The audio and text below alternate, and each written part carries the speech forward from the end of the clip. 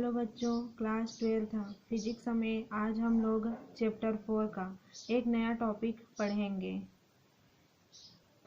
इससे पहले वाले वीडियो में हम लोगों ने एम्पियर के परिपथी नियम को पढ़े थे, ठीक है। तो एम्पियर का जो परिपथी नियम था उसके 3 अनुप्रयोग होते हैं। उन तीनों अनुप्रयोग को एक एक करके हम लोग पढ़ते जाएंगे।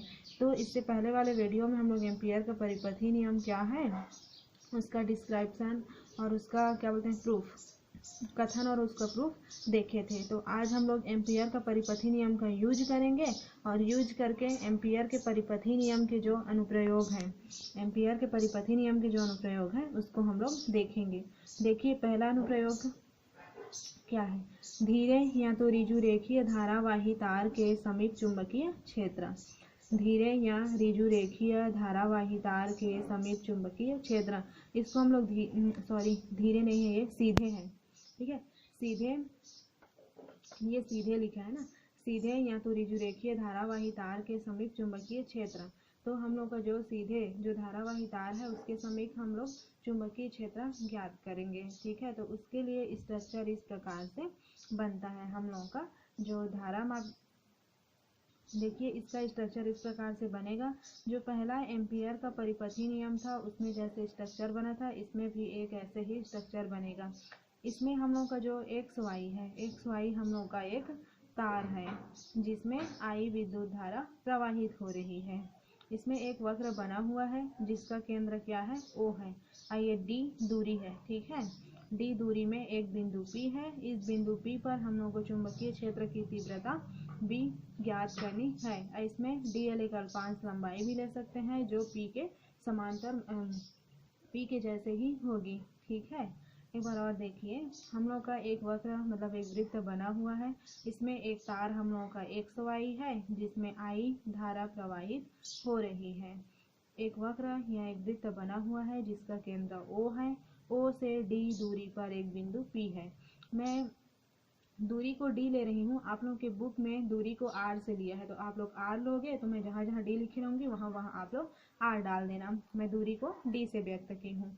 तो O से D दूरी पर एक बिंदु P है। इस बिंदु P पर चुंबकीय क्षेत्र की तीव्रता हम लोग को ज्ञात करनी है। यहाँ पे एक अल्पांश भी उपस्थित रहेगा, उस अल्पांश को हम लोग dl से प्रदर्शित करेंगे। तो इसका आगे देखिए सॉल्यूशन किस प्रकार से होगा। स्ट्रक्चर तो आई होप आप लोगों को समझ आया होगा। मैं जैसे वर्णन की उसको आप लोग कॉपी में लिखिएगा। इस स्ट्रक्चर के बारे में आप लोगों को 2-4 लाइन यहाँ पे लिखना पड़ेगा। उसके बाद इसको देखिए, एम्पियर के परिपथी नियम से हम लोग का जो एम्पियर का परिपथी नियम क्या था कि हम लोग का एक वक्र है, उस वक्र में उपस्थित चुंबकीय क्षेत्र B का ये रेखीय समाकलन है। रेखीय समाकलन उस वक्र में प्रवाहित होने वाली धारा I का म्यू नॉट गुना होता है। मतलब एम्पियर का परिपथी नियम हम लोग का था चुंबकीय क्षेत्र B का रेखीय समाकलन उस वक्र में उपस्थित, मतलब उस वक्र में उपस्थित या प्रवाहित होने वाली धारा I के म्यू नॉट गुना होती है। तो ये हम लोग का हो गया एम्पियर का परिपथी नियम। इसको हम लोग इक्वेशन नंबर 1 मान लेते हैं। ये इक्वेशन नंबर 1। अब आगे देखिए, इसमें B और dl एक ही दिशा के अनुदिश कार्य करते हैं, अतः इनके बीच का कोण 0 अंश होगा। एक बार स्ट्रक्चर को देखिए, ये रहा। इसमें B मतलब चुंबकीय क्षेत्र, यहीं पे आप लोगों को एक अल्पांश मान के चलना है कि हम लोग का यहीं पे जो B है उसी पे एक अल्पांश dl है। तो B और dl, B हम लोग का क्या है, चुंबकीय क्षेत्र की तीव्रता है, और dl हम लोग की क्या है, अल्पांश। ये दोनों एक ही क्षेत्र में है, तो इसलिए हम लोग जो थीटा का मान है उसको हम लोग क्या लेंगे, 0 अंश करके लेंगे। तो आगे देखिए इसका सॉल्यूशन किस प्रकार से होता है, इसी को हम लोग लेके सॉल्व करेंगे इक्वेशन नंबर 1 को, ठीक है। तो समीकरण पहला मेरा क्या था, समीकरण पहला से, तो समीकरण पहला हम लोगों का था B dl equal to mu naught I था, ठीक है। समीकरण पहला से हम लोग का समीकरण पहला क्या था कि हम लोग का रेखीय समाकलन B dl equal to mu naught I था। तो इसमें देखिए ये बी का हम लोग का क्षैतिज अक्ष में जो घटक है, बी मतलब चुंबकीय क्षेत्र, उसको हम लोग कॉस थीटा लेते हैं। तो इसको हम लोग डिस्क्राइब करेंगे, ये सदिश रूप में रहेगा ना, सदिश रूप में। तो इसको हम लोग डिस्क्राइब करेंगे, तो कैसे लिखेंगे इसको हम लोग, B D L cos theta करके। तो B D L cos theta मेरा हुआ, B D L cos theta equal to mu naught I. अब देखिए हम लोग का जो बी और डी एल एक ही दिशा के अनुदिश कार्य करते हैं, अतः इनके बीच का कोण 0 अंश होगा। तो थीटा का मान यहाँ पे मैं क्या रख दी, 0 अंश, बी का बी, डी एल का डी एल, कॉस का कॉस और थीटा की जगह में 0 अंश, फिर इक्वल ये म्यू नॉट आई हो गया। अब हम लोग जानते हैं हम लोग का जो कॉस 0 अंश का मान होता है, यहाँ पे लिखना भूल गई मैं, क्योंकि हम लोग का जो कॉस 0 अंश का मान होता है वो होता है हम लोग का 1, ठीक है। कॉस 0 अंश का मान 1 हो गया, तो यहाँ पे हम लोग कैसे सोल्व करेंगे, देखिए ये कॉस 0 अंश की जगह में 1 हो जाएगा, तो ये रेखीय समाकलन बी डी एल फिर इक्वल ये म्यू नॉट आई करके हो गया।